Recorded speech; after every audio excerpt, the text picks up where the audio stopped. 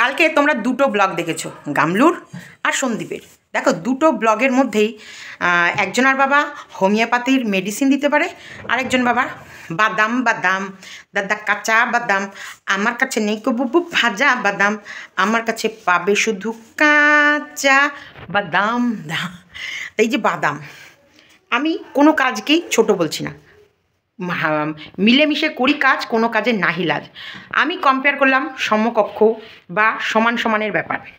দেখো একটা কথা বলছি, আজকে নিশ্চয়ই দুটো পরিবারের মধ্যে আকাশ পাতাল চালচলনের পার্থক্য, সেই কারণেই কিন্তু বনিবানা হয়নি।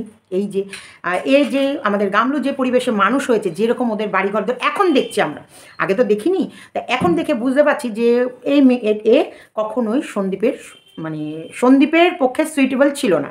কেন ছিল না? দেখো, সন্দীপরা হতে পারে গ্রামে, হতে পারে গরিব, হতে পারে সাধারণ, কিন্তু ওদের ভেতরেও একটা শিক্ষা আছে, ভদ্রতা আছে, একটু নিজেদেরকে মধ্যে সমঝোতা আছে।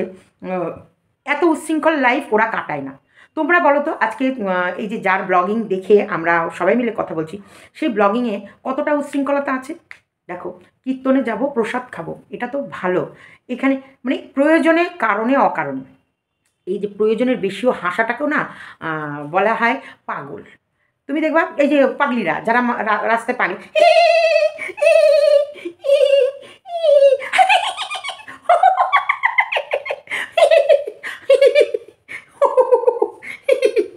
এই যে এরকম করে যখন আসবে, আমরা কি বলবি, মা মেয়েটা মনে হয় পাগল হয়ে গেছে গো। প্রয়োজনের বেশি কথা বলা, এটাকেও বলে একটা পাগলের লক্ষণ। হ্যাঁ, প্রয়োজনের বেশি খিস্তি খামারি মারা, এটাকেও আমরা বলবো পাগলের লক্ষণ। তারপরে অন্যের কিছু দেখার পর নিজেকে কন্ট্রোল না করতে পেরে একদম ঢেলে উপড়ে ঢাল তরোয়াল নিয়ে কসমেটিক্স পরে একবারে অন্যর সোনা গয়না গুনতে বসা, এটাকেও আরেক ধরনের পাগলি গোছেরই বলে। মানে এটা হচ্ছে সাইকো কিন্তু পাগলেরই আরেকটা ভাষা, মানে এগুলো সব ভাষার পরিবর্তন হবে। হ্যাঁ, তাই এইগুলো যে বলে না, এই তুই টাইটেলে লিখিস না, তুই হাসবি, তাতেই দেখবি লোকে লোক জ্বলছে। এটা গামলা, তোমার ভিউজ দেখে তুমি টাইটেলে লেখো, তারপরেই তো ভালো ভিউজ পাও, সেটা দেখে তোমার নিজের দালাল দিদি জ্বলছে। বাইরের লোক আর কি জ্বলবে, বাইরের লোকের পাত্তাও দেয় না তোমায়, তোমাদের নিজেদের লোকরাই জ্বলবে। যাই হোক, আমাদের সন্দীপের ব্লগ কি, ভিউজ কম হোক কিন্তু একটা ব্লগ দিয়েছে পিকনিকের, যেখানে সব ব্যাচেলার ছেলেরা মিলে, কতটা ভদ্র। আচ্ছা, ওখানে কেউ মাল খাওয়া দেখিয়েছিল যে মাল খেয়ে টাল হয়ে অজ্ঞান হয়ে ও জ্ঞান হারা হয়েছিল বলে ও ব্লগ দিতে পারেনি? বলেছে? দেখলা, না দেখা কথা ও বলবে। আর আমি যদি বলি যে ওই বিয়েবাড়ির ব্লগ করার পর থেকে ও ব্লগ দিতে পারেনি, এত ওকে ল্যাঠা মাছটা ঢুকিয়েছে আর বের করেছে, এত রাম ঠাপ দিয়েছে গামলার উপরে ল্যাঠা মাছ আচার পাঁচর করে, সে কারণে গামলা দুদিন মানে ব্লগ না করে ওই অন্য দিনের ব্লগটা পরের দিন দিয়েছে, তারপরে দুদিন পরে ওই ব্লগটা দিয়েছে। যদি বলি ক্যাথার নিচে গামলার একদম ওই জায়গা দিয়ে ল্যাঠা মাছ গিয়েছে এসেছে, মানে নালা দিয়ে, সেই নালার ভেতরে ল্যাঠা মাছ ছেড়ে দিয়েছে, ল্যাঠা মাছ করে চপাত করে গেছে এসেছে যেতে আসতে ইয়ের ব্যথা হয়ে গেছে, চরম ব্যথা হয়ে গেছে। যদি আমি বলি প্রচণ্ড ব্যথার জ্বালায় গামলা উঠতে পারিনি দুদিন, না উঠে গামলা দুদিন কিন্তু ভিডিও, মানে কোন দিনের ভিডিও কোন দিন দিয়েছে, মানে ব্যথার জ্বালায় যেদিন বিয়েবাড়ি গেছিলো সেদিন তো বিয়েবাড়ির ব্লগ দেয়নি, অন্য দিন দিয়েছে। কেন দিয়েছে? ওইখানে মানে ওই নালিতে ব্যথা করছিল, নালি ড্রেন, ওই নালাতে চরম ব্যথা করছিল, সেই কারণে। দেখো, আমিও না দেখা কথা বললাম। ও আমার ভাইকে যদি বলে যে মাল খেয়ে টাল হয়েছিল, সন্দীপ কি দেখিয়েছে খাসির মাংস, মুরগির মাংস কোন কাজে ব্যবহার হচ্ছে, কি হচ্ছে, কতটা নেশা করেছে, সেই কারণে ব্লগ দেয়নি। বাইরে গেলে নেটওয়ার্কের প্রবলেম হয়, 100% হয়। আমি তো কলকাতায় সেদিনকে থাকার দরুনও আমি কোনো ভিডিও দিতে পারছি না, লাইভ দেখতে পাচ্ছি না, লাইভ করতে পারছি না, কারোর ভিডিও করতে পারছিলাম না, নেটওয়ার্কের প্রবলেম। তাহলে প্রবলেম হলে কি করবে? তাহলে মাতাল সে। তাই বলবো বন্ধুরা, স্কিপ করো না, ভিডিওটা দেখো, দেখার পর তোমাদের অমূল্য মতামত অবশ্যই কমেন্ট বক্সে লিখতে ভুলো না। তোমাদের মতামত অনেক কিছু করবে, কারণ আমার গা থেকে চাদর খুলে নিয়েছে কে জানো, খেয়ে এই দেখো কেমন করে দেখেছো আমার চাদরটা কেড়ে নিয়েছে আমার গা থেকে, কামড়াচ্ছে।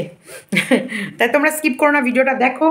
আর আমার মেন কথা হচ্ছে তেলে তেল মেশে জলে জল মেশে সন্দীপরা কখনোই এই ফ্যামিলির সাথে অ্যাডজাস্টমেন্ট করতে পারবে না। আর এই ধরনের মেয়েকে কখনোই সন্দীপ মানিয়ে নিয়ে চলতে পারবে না।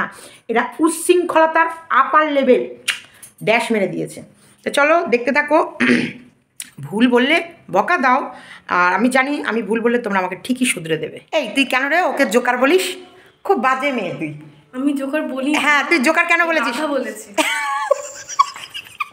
তোমার প্রজেক্ট বুঝে গেছে। তুই গাধা বলেছিস? ই রাম, তোকে আবার মেয়ে গাধা বলে? তুই জানিস তুই যে গাধা বলিস জোকার বলিস তার জন্য কতটা ফ্রাস্ট্রেটেড হয়ে যাবে? জোকার কোনোদিনও বলিনি। তুই তো বলিস জোকারের মতো বকে ভুলভাল। ওটা আমি বলিনি না, তুমি এরকম। বাবা বলেছে? ওটা বাবা বলেছে? হ্যাঁ বলেছে ভীষণ ইললজিক্যাল কথা বলে। আমি ইললজিক্যাল কথা বলার জন্য আমি ভালোভাবে কথা বলি। সিলি কি? সিলিকে বাংলায় কি বলে? স্টুপিডকে বাংলায় কি বলে? তুই স্টুপিড বললেন। দেখ একটা একটা তোর থেকে সম্মানীয় ব্যক্তি যতই তোর পোশাক নিয়ে কথা বলুক, যতই তোকে ছোট করুক, যতই তোকে মানে বাবার সাথে তোকে তো বাবার সাথে শুয়ে দেয়, তো মানে ঠিকই কথা বলে।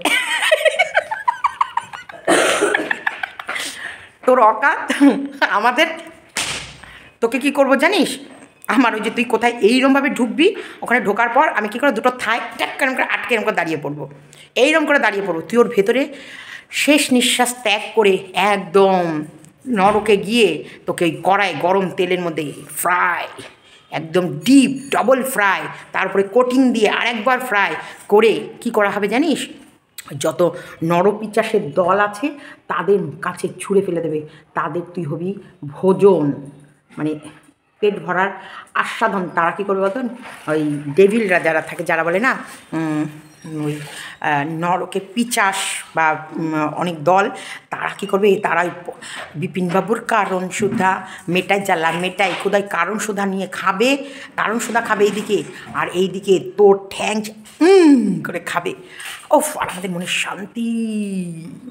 চলো, গুড মর্নিং, জয় শ্রীমতী, সবাইকে স্বাগতম। তোমরা সবাই কেমন আছো? ঈশ্বরের কৃপায় সবাই ভালো আছো, আমিও আছি মোটামুটি। কালকের মনের পরিস্থিতি এতটাই খারাপ ছিল, প্রত্যেক দিনই মনে হয় না যে রোজগার করব বা টাকাটা খুবই দরকার যে না আনি। দেখো টাকা প্রত্যেক মানুষের দরকার, তবুও কিছু কিছু দিন মন আর মানে না, মন চায় না, তাই ভিডিও করা হয় না। তো কালকে মন্দিরার বাবার এরকম অবস্থা দেখে মনের দিক থেকে কেমন যেন আমি খুব খুব কষ্ট পাচ্ছিলাম। যেহেতু আমার বাপিরও এরকম হয়েছে, তোমরা জানো আমি বলেছি যে আমার বাপিও ক্যান্সারে মারা গেছেন, এবং তাদের এই শেষ দিনগুলো কেমন করে কাটে আমি নিজের চোখে দেখেছি, এবং আমার বাপিকে আমি নিজে হাতে নেড়েছি, নিজের চোখে দেখেছি, এবং শেষ মুহূর্তটা মনের দিক থেকে আমি ভীষণ মানে স্যাটিসফাই, বা মনের দিক থেকে একটা শান্তি যে আমার বাপির শেষ টাইমটুকু হসপিটাল থেকে যখন বলে দিয়েছিল আর কিছু করার নেই, যে কদিন আছে বেশ সুন্দর করে রাখো, কথা বলো বা সময় দাও ওনার সাথে। তো সেই সময়টুকু আমরা জানি প্রত্যেকটা মুহূর্ত প্রত্যেকটা দিন কীরকম কাটে। ওনারা প্রায় সময় হয় এই এই মনে হয় আজকে এমন অবস্থা হবে, হাত পা ঠান্ডা ফুলে মানে চোখ মুখ উল্টে মনে হচ্ছে যেন হিচকি তোলা শুরু করে দেয়। তারপরে আবার খানিক্ষণ বাদে আবার ওরা প্রায় ঘন্টার দুয়েক বাদে আবার স্বাভাবিকে ফিরে আসে। কিন্তু এরকম অনেকবার হয়েছে, 3-4 বার হয়েছে। রাতের বেলায় আমরা তো প্রায় ঘুমাইনি, হয়তো ওই দুধ গঙ্গা দেওয়া শুরু হয়ে গেছে, তারপরে ইয়ে করছে মাথায় বুকে পিঠে, আমার মা হাত বুলাচ্ছে, বুকে তেল মালিশ, হাতে পায়ে সব করছে। ক্যাথারির পড়ানো থাকতো, খুবই মানে শেষ টাইমটা খুব কষ্টের ভেতর দিয়েই প্রায় যায় এরকম। তো যাই হোক, যেখানেই থাকুক ভালো থাকুক এবং খুশিতে থাকুক, সেটাই। এবার আমি যেটা বলছি যে হ্যাঁ, কালকে আমাদের সন্দীপের ভিডিও নিয়ে আমার অনেক কিছু বলার ছিল তোমাদের কাছে, কিন্তু বলতে পারিনি। কেন পারিনি? বলেছি যে মন না চাইলে অনেক কিছু আমরা দেখবা করতে পারি না। ঠিক আমাদের মন, এই মনটা একটা ভীষণ গুরুত্বপূর্ণ জিনিস। সন্দীপের কমেন্ট বক্সে একটা কমেন্ট ছিল, যে কমেন্ট আমার ভীষণ ভালো লেগেছিল, যে আমি তোমাদেরকে পড়ে শোনাচ্ছি কমেন্টটা। তোমাদের কমেন্টটা পড়ে শোনাবো। সন্দীপ, তুমি অনেক রোমান্টিক, বা যা গামলা থাকাকালীন আমরা কেউ বুঝতে পারিনি, বা তুমিও বুঝতে দাওনি। কারণ তুমি সবসময় চেয়েছো গামলা লাইটে কি লাইমলাইটে থাকুক, মানে ওই মানে ফোকাসে থাকুক, এরকমই একটা লিখেছে। আর তুমি থাকতে অন্তরালে। যাক, গামলা না থাকলে এখন তুমি নিজেকে পুরোপুরি বিকশিত করতে পেরেছো। মানে গামলা না থাকার কারণে এখন সন্দীপ নিজেকে পুরোপুরি বিকশিত করতে পেরেছে। তুমি সব নেগেটিভিটি পেছনে ফেলে এইভাবেই এগিয়ে যাও। দেখো 300 প্রায় 37টা লাইক করেছে। এই কমেন্টটা আমার, ও তখন একটাও লাইক করেনি, ফার্স্ট কমেন্ট ছিল, আমি পড়েছি এবং ভীষণ ভীষণ ভালো লেগেছে কমেন্টটা। অনেকেই ঠিক, একদম ঠিক, দারুণ দারুণ কমেন্ট, একদম লাভ ফ্রম মাইওয়া মহুয়া। আচ্ছা রাইট, একদম একদম ঠিক, একদম রাইট, কারেক্ট, একদম ঠিক, একদম কারেক্ট। মানে এই যে ওখানে প্রায় 15টা রিপ্লাই করেছে। সত্যিকারের আজকে বলে না ভগবান যা করে মঙ্গলের জন্য করে, আর যা হয় মঙ্গলের জন্যই হয়। আজকে গামলা, দেখো সেও কিন্তু গামলাই লিখেছে, গামলা লিখেছে বলেই না আমার পড়তে একটু সুবিধা হলো। তো যাই হোক, আজকে সে বেরিয়ে গেছে বলেই আজকে সন্দীপের এই যে ওর ভেতরে যে রোমান্টিকতা বা বলতে পারো ভদ্রতা, সভ্যতা, আজকে ওর ব্লগটা দেখবা, আরেকজনের ব্লগটা দেখবা। আমি দালালের মুখে একটু শুনছিলাম, সে বলছিল তুই কেন টাইটেলে ওরকম ঠোকাঠুকি করিস না, তুই শুধু হাসবি তাতেই সবাই জ্বলবে। আর ও জামাইবাবু হাঁটবে আর ও জামাইবাবুর পা ধরে ছেঁচড়াবে, বুঝলা? এটাই হচ্ছে, ঠিক বলেছে তোর দালাল দিদি, একদম আমাদের গামলুকে দালাল দিদি ঠিক উপদেশ দিয়েছে। কি দরকার তোমার এত মানে টাইটেলে গুতোগুতি করে? ওর তোমার ভিউজ বাড়ুক চাই না বাড়ুক, ওর কোনো যায় আসে না। তোমার ভিউজ যদি বেড়ে যায় তাহলে একটুখানি ওর কষ্ট হবে, কারণ তুমি বুঝতে পারবে মনে মনে কিন্তু জেলার্সি করে। কারণ দেখো মন্দিরার দ্বারা ও একটা পরিচয় পেল। মন্দিরার আগে তো ওর কন্টেন্ট কী ছিল? মাই সিম্পল লাইফ। মাই সিম্পল লাইফ ওকে ঠুকে দিয়েছে একটা বড় জড় কেস। ঢোকার পর ও আর ওদেরকে নিয়ে, তাছাড়াও ওদেরকে ছিঁড়ে খেতে খেতে ওদের মানে গা থেকে মিষ্টি সব ফুরিয়ে গেছে, ওরা এখন ছিবড়ে হয়ে গেছে। তাই ওদেরকে নিয়ে আর বলার কিছু ছিল না, ছিল কি মন্দিরাকে নিয়ে। তা মন্দিরা দেখো একটা মানুষের সাথে কথা বলার পর বা তার সাথে তাকে দেখার পর তার ভিডিও রিচ ওয়াইটি এমনি বাড়িয়ে দেয়। যেমন গীতাদিকে দেখো, গীতাদি মন্দিরাদেরকে নিয়েই হলেই ভিডিও ভালো ভিউ পায়। কেন পায়? মন্দিরাদির সাথে গীতাদি ডাইরেক্ট যাওয়া আসা করেছে, অনেক কথা জানে, ওদের বাড়িতে পৌঁছেছে, ওর বাপ শ্বশুরের সাথে কথা বলেছে, শাশুড়ির সাথে কথা বলেছে, যেগুলো আমরা কোনোদিন বলিনি। আমরা অনেক কিছু হচ্ছে জানি না, যেটা নিপার সাথে ঘন্টার পর ঘন্টা গীতাদি কথা বলেছে, দাদুর সম্বন্ধে অনেক কিছু জেনেছে, মন্দিরের সাথে কথা বলেছে। এই মানুষটা যখনই কিছু বলতে যাবে তখন 10টা লোকও জানবে যে না, এই মানুষটার কাছে অন্তপক্ষে কিছু তথ্য পাবো যেটা সঠিক।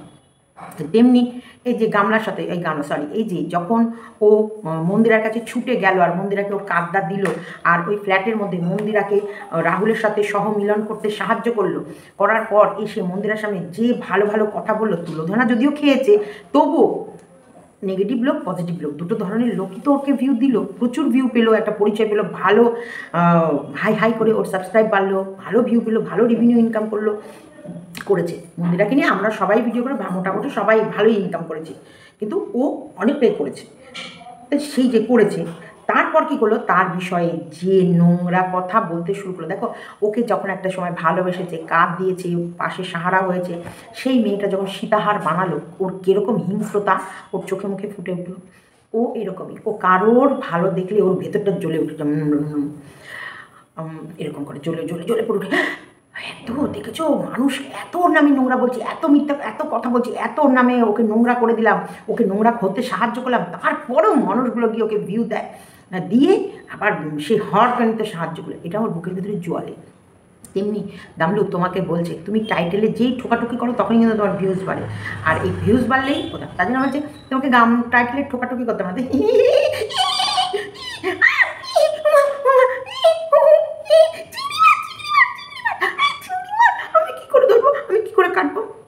এরকম করো, দেখবা তো করে ভিউজ বাড়ছে আর সবার জ্বলছে। ভিউজ বাড়া বা কমা আমার কাছে কথা, আমি সমাজকে কি দিয়ে যাচ্ছি এটা। সন্দীপের ব্লগটার মধ্যে একটা ভদ্র সমাজের ভদ্রলোকরা মন দিয়ে দেখবে, একবার ছাড়া দুবার তিনবার দেখবে। ভিউজ কম, দেখো ভিউজ কম আর ডিউরেশন হাই, এই দুটোর মধ্যে পার্থক্য দেয়। অনেকে আছে কিছুটা দেখেই চলে গেল, সেটা একটা ভিডিও। অনেকটা আছে একটা ভিডিও বারবার দেখে, মন দিয়ে দেখে, পুঙ্খানুপুঙ্খ দেখে, সেটা একটা আলাদা ভিডিও। তাই এরকম আজকে গামলার ভিডিওটা যখনই দেখে না, দেখবা যতটা করে মানে মনে হয় যে যতটা বাবা এটা এরকম, বাবা এরকম, ইস এরকম, বাবা কিরকম ন্যাকামো, ইস এটা এরকম করে দেখে চলে যায়। ওখানটায় ওর পজিটিভ, ওকে যারা ভালোবাসে তারাও দেখছে, ওকে যারা পছন্দ করে না তারাও দেখছে। সন্দীপের ঘরে তারাও দেখছে যে ইস, মানে কম্পেয়ার করার জন্য দেখছে যে দেখো একটা বাচ্চা রেখে গিয়ে সংসার ফেলে গিয়ে একটা মেয়ে কীরকম উল্লাসিত জীবন কাটাচ্ছে এটা দেখে। কিন্তু সন্দীপের মধ্যে কি দেখে, একটা বাচ্চা নিয়ে, মা ফেলে যাওয়া বাচ্চাটাকে নিয়ে একটা ইয়াং ছেলে কি করে সিঙ্গেল পাপা হয়ে তার মা বাবা বাচ্চাকে নিয়ে সংসার করছে। দেখি তো ছেলেটা কেমন করে ম্যানেজ করছে। এই দুটো দেখার দুরকম মনোভাব। দেখো, নোংরা দেখতে ভালোবাসে সেটা দালালি কিন্তু ওর ভিডিওতে বললো যে কে নাকি ছায়া কল রেকর্ড দিয়েছে, সেটা নোংরা কাজ। সেই নোংরাটা দেখার জন্য প্রত্যেকটা মানুষ ছুটছে আর বারবার বলছে এই লিঙ্কটা দাও তো, এই লিঙ্কটা দাও। এটা আমার কমেন্ট বক্সে প্রচুর এসেছে, লিঙ্ক দাও, লিঙ্ক দাও, লিঙ্ক দাও, ওটা লিঙ্কটা দাও, এরকম করে বারবার বলেছে। তা এটা ও কী বললো দেখো, সেম টু সেম আমিও বলছি, খারাপ জিনিস দেখতে লোকে বেশি যায় আর ভালো জিনিস লোকে কম দেখে। তাই নোংরাটা যত নোংরা ছাড়বে তত ওর চ্যানেলে ভিউ বেশি হলেই সে ভালো ব্লগার, আর ভিউ কম হলেই সে খারাপ ব্লগার। নো, আর ভিউ কম হলেও মানুষ ওকে কমেন্ট বক্সে কীরকম পজিটিভ কমেন্ট করছে সেটাও ম্যাটার করে। ওর ভিডিওগুলো কটা লাইক করছে, কটা লাইক করছে আর কটা ভালো কমেন্ট আসছে, এর ওপরেও নির্ভর করে একটা ব্লগার যে তার ব্লগিংয়ের মধ্যে কী দেখিয়েছে আর সেটা দেখে আর 5 জন কতটা খুশি হয়েছে, তাই না?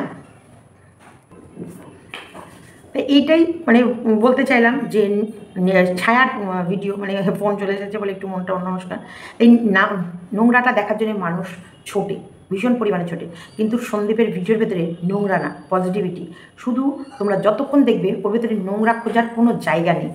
সত্যি বলছি, বারবার বলবো, সন্দীপ একটা ভদ্র ছেলে, ভালো ছেলে। আর সন্দীপের লাইফে যদি কেউ আসবে তো নিশ্চিত আসবে, কারণ ও একটা ইয়াং ছেলে।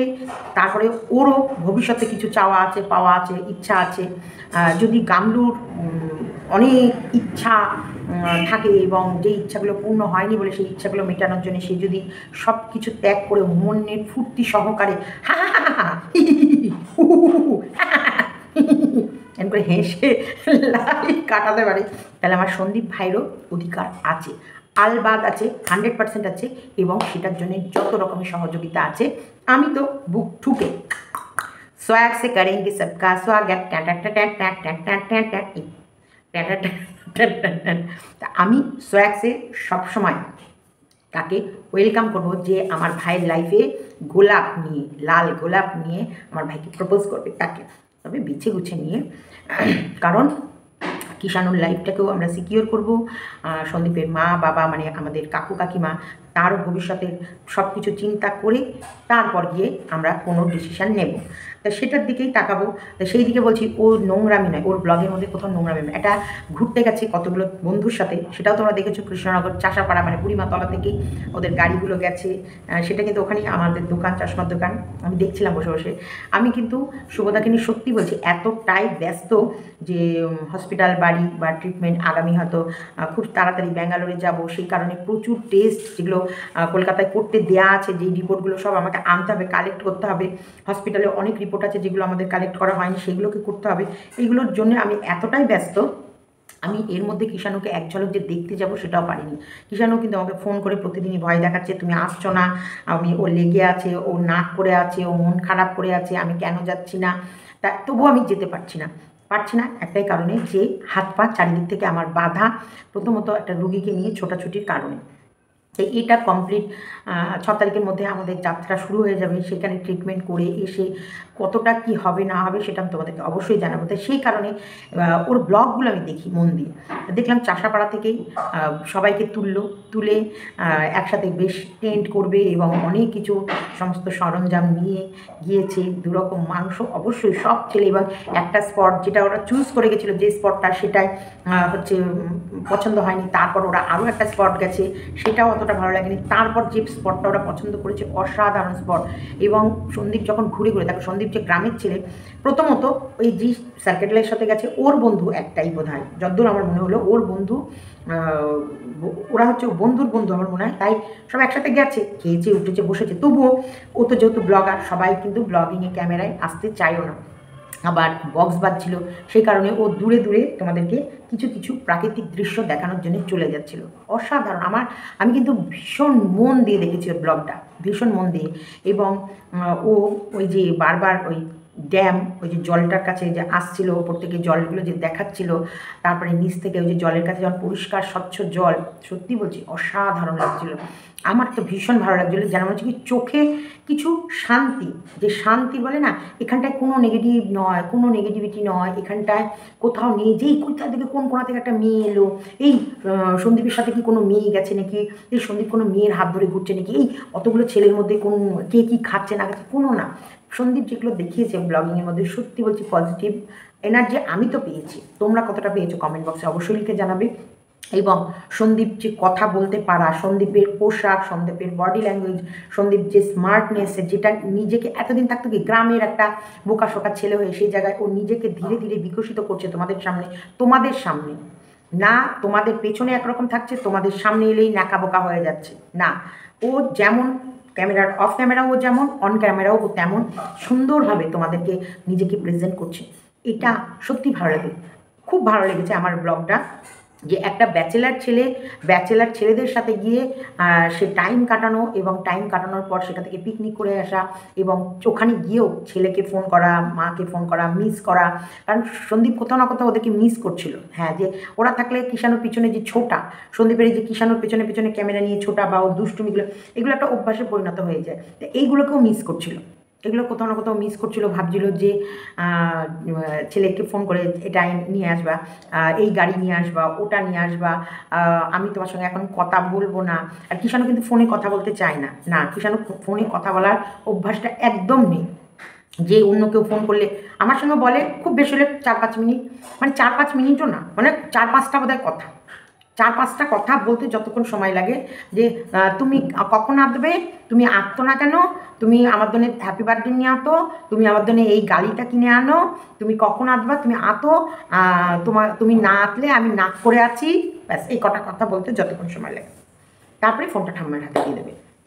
তো সেরকমই এই সন্দীপের সাথে ওই পিকনিক সম্বন্ধে আমার কোনো আলোচনাও হয়নি, জানিও নি বা জিজ্ঞাসাও করিনি, বা আমি জিজ্ঞাসাও করিনি, কারণ ও একটা পিকনিকে যাবে, কোথায় যাবে, কী করবে, বন্ধুবান্ধবের সঙ্গে কী প্ল্যানিং, সেটা ওর ভেতরে থাকাটাই ভালো, সেটা আমরা যখন ব্লগিংয়ের মাধ্যমে দেখব সেটা বেশি ভালো লাগবে। ভালোবাসা বা বলেই এই নয় যে খুঁটিয়ে ফোন করে করে সমস্ত কিছু জানতে চাওয়ার, না, এটা আমি কখনোই জানতে চাই না। আমাদের কথা কিন্তু হয় ভীষণ কমের মধ্যে দিয়ে হয়, হয়তো বলার সুযোগ অনেক থাকে, বলতে আমরা হয়তো অনেকই পারি, কিন্তু সত্যিকারের বলতে সময় পাই না, যেহেতু ও ব্লগিংয়ের মধ্যে ব্যস্ত থাকে, আমিও সংসার নিয়ে ব্যস্ত থাকি, আমার একটা কাজ না অনেক কাজ। এবার আসি গামলার বাদাম বাদাম আতা গাছে দেখি, বাদাম বাদাম বাদাম বাদাম, আতা গাছে তো তা পাখির, ডালিম গাছে তবু বাদাম খাবে না কেন বলছে আমার বউ দাদু বাদাম বাদাম, সত্যি কাকু বাদাম বাদাম, কাকু বাদাম বাদাম, ও কাকু বাদাম বাদাম। যাই হোক, এটা আমার গান, আমি লিখেছি। আতা গাছে তো তা পাখি, ডালিম গাছে তবু কেন বলছে গামলা খাবো না বাদাম, কই কাকু বাদাম বাদাম, ও কাকু বাদাম বাদাম, ও কাকু বাদাম বাদাম। এই কবিতাটা আমি লিখেছি, শক্তি নয়, আমি লিখেছি, আমার ব্রেন থেকে বের করে আমি লিখেছি এই বাদামটা, শক্তি লিখিনি। এই কবিতা তুই আমার। তো যাই হোক, এই বাদাম বেচা নিয়ে বা ঘুগনি নিয়ে যে কথাটা, কোনো কাজই ছোট নয়, কোনো কাজই বড়। তাহলে তো সন্দীপের বাবাও তো রাজমিস্ত্রির মতন ঠুকে ঠুকে সুন্দর করে ওই রডগুলো সুন্দর করে সেট করেছে, লেবারের সাথে যথেষ্ট পরিমাণে কাজ করেছে, বালি চালা, ঘরের প্রত্যেকটা কাজে মিস্ত্রিদের সঙ্গে হাতে হাত মানে হাতে হাত দিয়ে কাজ করা, তাহলে এটা কি ছোট কাজ? না, কোনো কাজ ছোট না। কি মিলেমিশে করি কাজ, কোনো কাজে নাহি লাগ। কোনো কাজ যেমন ছোট না, তাহলে বড় বড় লেকচারও মারা উচিত নয়। হ্যাঁ, যারা বড় বড় লেকচারবাজি মারে, যারা বড় বড় ভাবসাব দেখায়, তাদেরকে ওই কাজগুলো চোখে আঙুল দিয়ে দেখিয়ে দিতে হয়। এমন ভাব দেখাচ্ছিল যেন মানে জমিদারের ভিটি লোক, লতার লম্বা লম্বা গজ।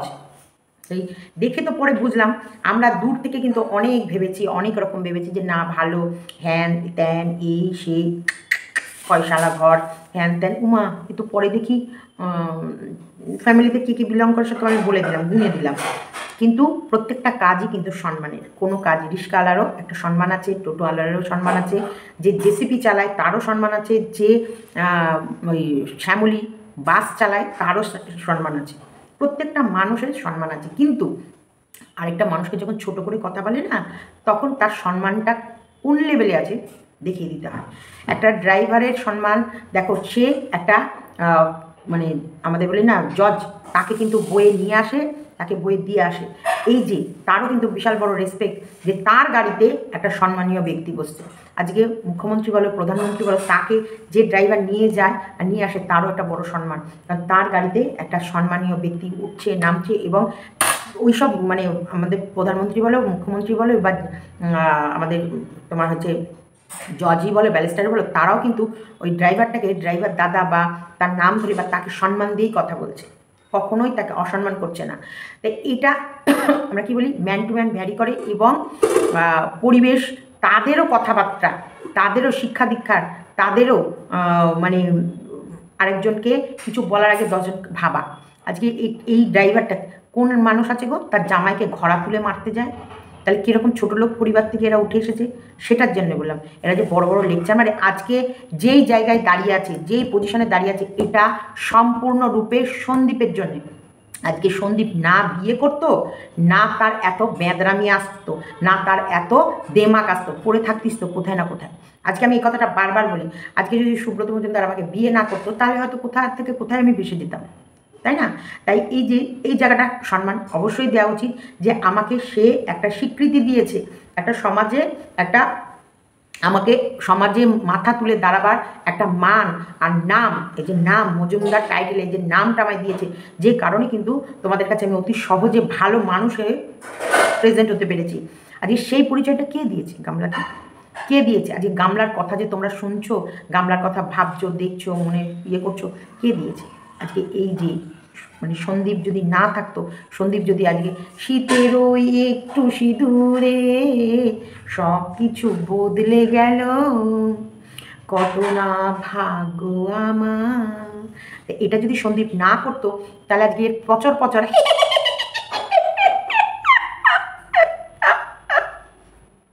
হাসি তোমরা দেখতে যেতে, আর লোকে জ্বলতো না লুচির মতো ফুল, কোনটা? দেখো সন্দীপের ভেতরে সে দায়িত্ব জ্ঞানটা আছে, যে ওর দিদির দ্বারা ও উপকৃত হয়েছে বলে ওর দিদিকে ছোট কোথাও করে না, না। এবং চেষ্টা করে যারা ছোট করে তাদেরকে বুঝিয়ে বলার যে না, এগুলো নিয়ে না বলাই ভালো। কিন্তু ভাই যখন সন্দীপকে কেউ ছোটো করে, তখন আমার মুখ থেকে অটোমেটিক বেরিয়ে যায়, মানে আমি কন্ট্রোল করতে পারি না মুখটাকে।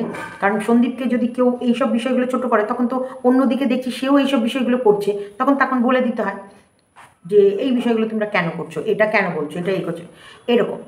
আজকে সন্দীপকে বারবার বলা হয়েছে বউকে খাটিয়ে খান, ও খায়, ও কুড়ে, ও কর্ম করতে পারে না, ওর নাকি কোনো ইয়েই নেই, মানে ওর কোনো দামই নেই, ওর মানে অকাত নেই, ওর হচ্ছে ওর ইয়ে ছাড়া এ শূন্য। সে জায়গায় তো ও দেখিয়ে দিল ওর অকাতটা, দেখিয়ে দিল ও ছাড়া ও কতটা শূন্য, ও ছাড়া ও কতটা। এইগুলো দেখানোর পর আবার বলছে ওর সংসারটা জোড়া লাগতো, ভেঙে দিল। কেন রে ভাই? যার সংসার করার মন থাকবে, সে শত ঝামেলা হলো, শত কিছু হলো, তবু চেষ্টা করবে আবারও জোড়া লাগুক, আবারও জোড়া লাগুক, ঠিক আছে যাও। তাই আমি সবসময় বলি যে সন্দীপ ওকে নিজেকে স্ট্যান্ড পয়েন্টে দাঁড়িয়ে বলে দিয়েছে, বুঝিয়ে দিয়েছে, দেখিয়ে দিয়েছে যে ও একা চলতে পারে, বা ওরও নিজস্ব একটা ভ্যালু আছে, যেটা ও নিজেকে পেছনে রেখে ওর বউয়ের ভ্যালুটাকে এগিয়ে দিয়েছে, যেটা ওর বউ কদর করতে পারলো না, যেটা ওর বউ ভেবে নিল যে আমার ভ্যালুতেই তুমি চলছো। নো, এটা ভুল ধারণা, যেটা দালালও সবার কাছে প্রেজেন্ট করার চেষ্টা করেছিল যে সন্দীপ কর্মঠ না, সন্দীপ ও ব্লগ করে বলে চ্যানেলটা চলে, তবে গিয়ে এরা খায়, তবে গিয়ে এদের হাড়ি চড়ে, ও ব্লগ না করলে এরা সেই ব্লগ চালাতে পারবে না, আগামী দিনে এগোতে পারবে না, না খেতে পেয়ে মরবে। সেটা সন্দীপ তো নিজে দাঁড়িয়ে থেকে দেখিয়ে দিল, না তুমি ছাড়াও আমি চলতে পারবো। হ্যাঁ, মানুষ থাকলে কি হয়, যত মানুষ থাকে তখন একে অপরকে হেল্প করে, যখন নেই মানুষ হেল্পেরও দরকার নেই, তখন একা একা। যদি তোর ডাক শুনে কেউ না আসে, তবে একলা চলো রে, একলা চলো, একলা চলো, একলা চলো, একলা চলো রে। সেই জায়গায় তো সন্দীপের মা আছে, বাবা আছে, আর ইয়ে আছে। এবার শিক্ষার কথা বলি। দেখো, সন্দীপের বাবা মানে আমাদের গামলুর বাবা যে ঘুগনি বেচে, বাদাম বেচে, সেটা নিয়ে আমার আপত্তি নেই, কিন্তু শিক্ষা দীক্ষা, তাই সন্দীপকে আমি এটাই বলছিলাম যে আর পরিবার খুঁজে মানে ওই সোফিস্টিকেটেড হাইফাই বড় চ্যানেল যার এত মান সম্মান, সে পরিবারের বউকে, পরিবারের মেয়েকে বউ করে নিয়ে, এবং আবার বলেছে যে ওর দোষ নেই, মানে এইসব ঘরে প্রেম ভালোবাসা হতেই পারে, বাচ্চা রেখে সে যেতেই পারে, সে বাচ্চা রেখে গেছে তো কী হয়েছে, কদিন প্রেম করুক, মন টন ভালো না লাগলে সে আবার যখন ফেরত আসবে তখন তাকে মানিয়ে গুছিয়ে নিয়ে আবার সংসারে ফিরিয়ে নিতে।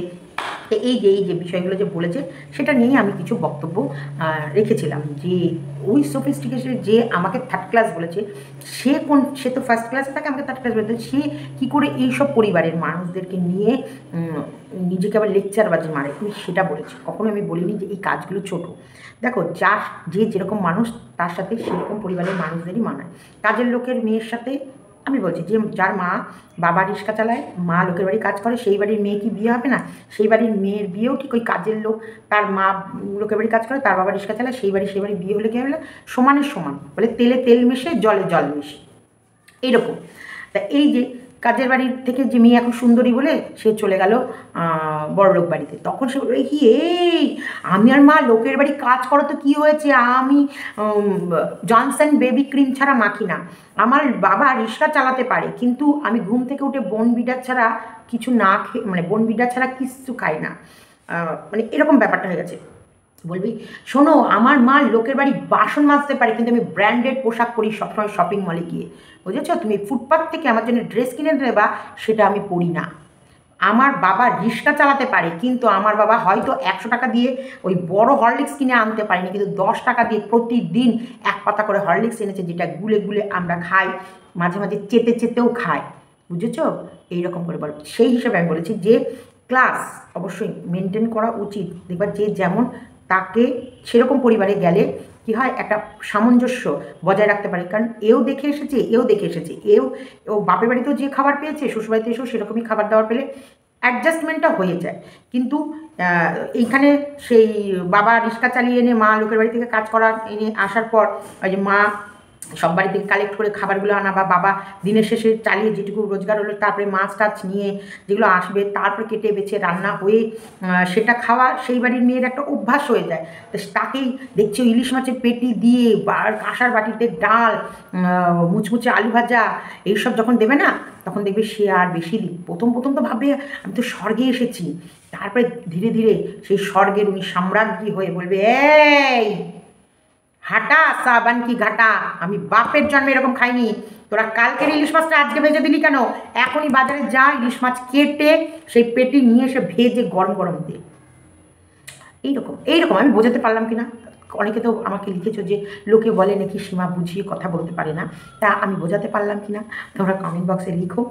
এটা দেখো, বলে না যে যারা অল্প বিদ্যা অল্প শিক্ষিত হয় তারা বেশি জানতা দেখায়, যারা অল্প জলের মাছ তাদেরকে বেশি জলে দিলে তারা চিরিং বিরিং বেশি করে।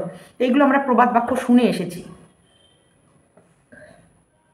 এটা বিয়ের গ্লাস, জানো তো, শুভকে দিয়েছে আমার বাপের ভাই।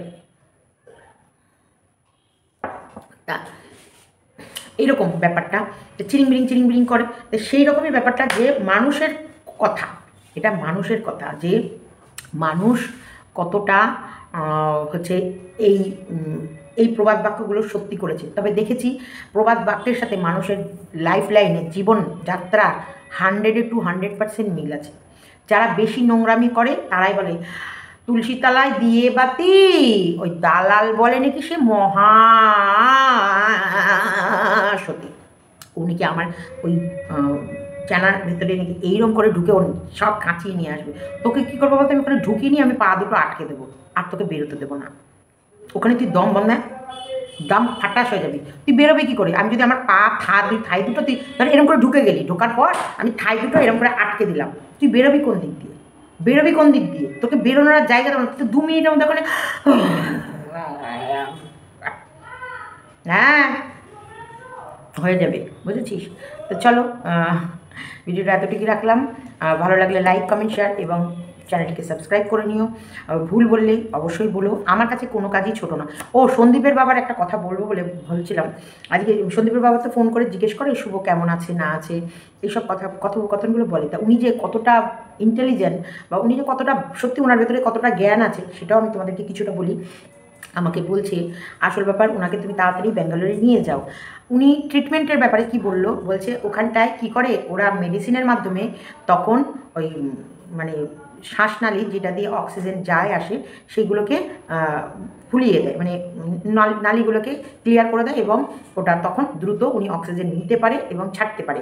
কিন্তু এটা যখনই হসপিটাল থেকে উনি বাড়ি আসে তখন ওই যেহেতু ওই ইঞ্জেকশান মানে ওই বলে যেগুলোকে বলে স্টেরয়েড না কি বলে যেগুলোই হোক বা অ্যান্টিবায়োটিক যেগুলোকে বলো, তা সেরকম ওষুধগুলো উনি বলছিলেন, খুব সুন্দর করে উনি বলছিলেন ওনার মেডিসিনের ভাষায়। উনি এত সুন্দর করে আমাকে কথাগুলো বললো, আমি তো কল রেকর্ড করি না বা আমি এগুলো মনেও করি না যে এগুলো কখনো তোমাদের সামনে আনা উচিত বা দরকার, তো আমি আনতে পারলাম না। ওনার ওনার শিক্ষা এতটা সুন্দর উনি আমাকে বোঝালেন যে তোমাদেরকে কী বলবো, যে হসপিটালে যাওয়ার পর এইগুলো হয়, এইগুলো করার দরুনে উনি হসপিটালে গিয়ে সুস্থ হয়ে যায়, কিন্তু বাড়িতে আসার পর যেহেতু ওই সব জিনিসগুলো ওনার শরীরে পড়ছে না তখন আবার ওই নালীটা ধীরে ধীরে কমতে থাকে, যেখান থেকে অক্সিজেন বা কার্বন ডাইঅক্সাইড যাওয়া আসা করে, তখন উনি ধীরে ধীরে অক্সিজেনটা উনি শ্বাস প্রশ্বাসটা নিতে কষ্ট হয়। তাই এটা কেন হচ্ছে, এখানটা কী এমন ওষুধ দিচ্ছে যে হসপিটালে গেলে ঠিক হচ্ছে আর বাড়িতে এলে হচ্ছে না, তো সেটার জন্যে অবশ্যই তুমি ব্যাঙ্গালোরে নিয়ে যাও, নিয়ে গিয়ে সমস্ত টেস্ট হবে এবং তারা বলতে পারবে যে এগুলো কী, মানে এত সুন্দর করে আমি বলছি না উনি কী বললেন, ওনার শিক্ষাটা এত সুন্দর, উনি আমাকে এত সুন্দর করে কথা বললো যেটা সত্যিকারেরই ওনার যে শিক্ষার লেভেলটা কতটা উপরে সেটা আমি বুঝতে পারলাম। যে ওনার সাথে কথা বলে, মানুষের সঙ্গে কথা বলে তো বোঝা যায় উনি খুব কম কথা বলে কিন্তু খুব সুন্দর করে কথা বলে, তো সেই মানুষটা আমার সাথে কিন্তু মন খুলে কথা বলে, অনেক মনের কথা বলে এবং সন্দীপের মাও বলে। তা সেই দিক থেকে আমি বলছি ওইদিকে গামলির ফ্যামিলি বাদাম বাদাম বাদাম বাদাম আতা গাছে তোতা পাখির ডালিম গাছে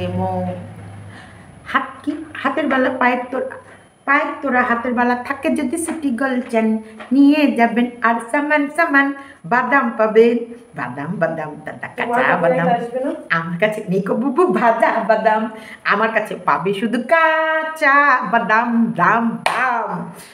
এইরকম এই ফ্যামিলির সঙ্গে এই ফ্যামিলি কখনোই মিল খাচ্ছে না। তোমরা ব্লগিংয়ের মধ্যেও দেখে বলো এই ব্লগিংয়ের সঙ্গে এই ব্লগিংয়ের কোথাও মিল খাচ্ছে? বাদাম এদিকে এদিকে এদিকে তোমার মা দেখে তোমার কাছে ভিডিও বানানোর মুখগুলো বড় হয়ে যায়। চলো টাটা বাই বাই, ভালো লাগে লাইক কমেন্ট অ্যান্ড শেয়ার, চ্যানেলকে সাবস্ক্রাইব করে নিতে একদম ভুলো না। মন্দিরাকে নিয়েও ভিডিও আসবে।